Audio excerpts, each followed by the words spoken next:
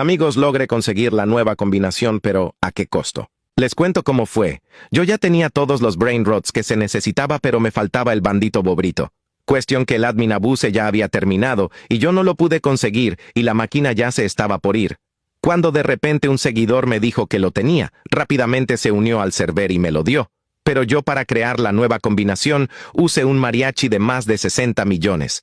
Unos hotspositos de 22, el bandito bobrito de 12 y la quesadilla de 3. Pero para mi gran sorpresa, al momento de crearlo, la maldita combinación daba apenas 35 millones.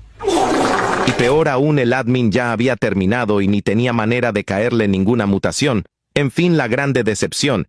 Yo opino que Sammy debería agregar en una actualización que cuando tú uses BrainRots para crear uno, las mutaciones le queden y no se borren. ¿Por qué? Si no, siempre salimos perdiendo. ¿Pero qué opinan ustedes, amigos? Deja tu comentario y suscríbete. Adiós.